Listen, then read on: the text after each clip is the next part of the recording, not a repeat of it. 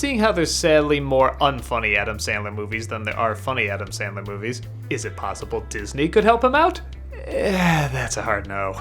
Bedtime Stories not only stars Adam Sandler, but it's also produced by his company, Happy Madison. It's a combo made in sadness. And it's exactly what you would think a Disney/Happy Madison production would give us, something that's much more Happy Madison and much less Disney. I don't know what it is, I feel like that production company just takes over everything. It's always the majority. I don't know if whoever they're compromising with just shrugs and says, okay, we'll take a chance, maybe it'll work, give them most of the control. Or if what Happy Madison brings to the table is just so bad, it overshadows any positive moments. But to Happy Madison's credit, they've done a lot worse.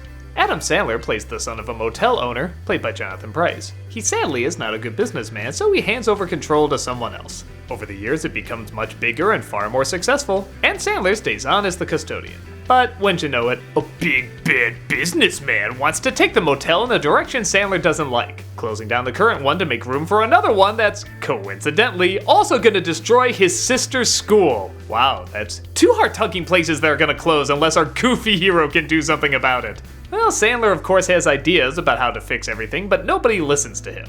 That is, except for a little bit of time he's stuck looking after his sister's kids, and to put him to sleep every night he makes up a bedtime story. He's not exactly the best at it, so the kids help out, and magically-ish, elements of the story come true the next day. At first, it looks like magic, but then it's revealed it's usually just coincidences. Regardless though, whenever he tells a story to the kids and the kids help out, something very similar always happens the following day. So he tries to use this to his advantage, trying to get in good with the man who owns the place to give him a chance, and if the kids suddenly decide he should be set on fire, trying to avoid that if he can as well.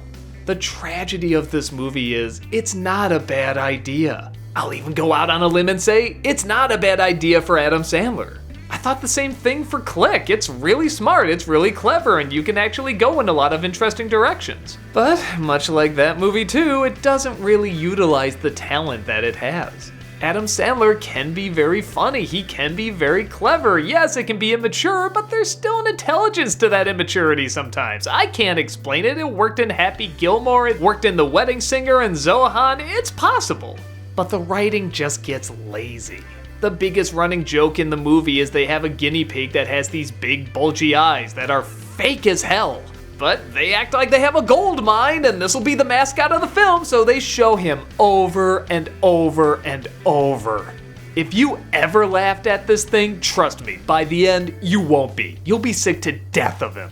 The film also has all the trademarks that you'd expect in a Happy Madison production. There's always a bad guy who's not funny and doesn't get the joke. There's always a girlfriend who's forgettable as hell. There's always an awkward sidekick who's never given any funny lines to say. And there's always Rob Schneider insulting some sort of ethnicity. What is it this time? Native American, right on cue.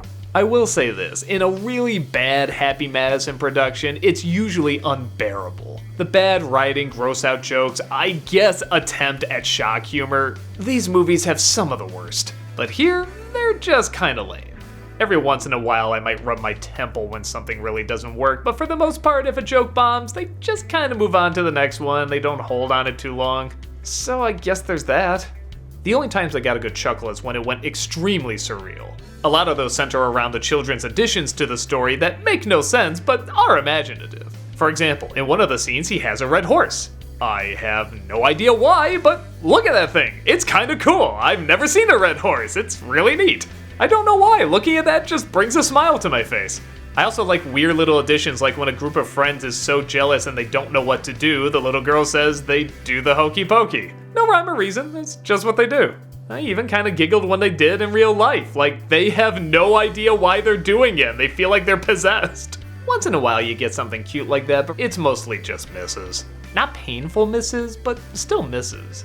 There's of course the third act moping period where the good guy has to feel really bad and he screwed up or nobody trusts him anymore and then he has to find the confidence to do something really wacky to save the day, but the big bad businessman won't listen and tries to stop him. Yeah, I mean, you know the drill. Like I said, I've seen far worse versions of this formula, but it's still a bad formula. Every once in a while Adam Sandler can work with it okay, but this isn't one of them.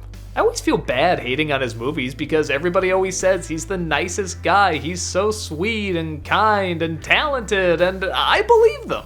I just don't understand why those wonderful elements are so rarely utilized on film.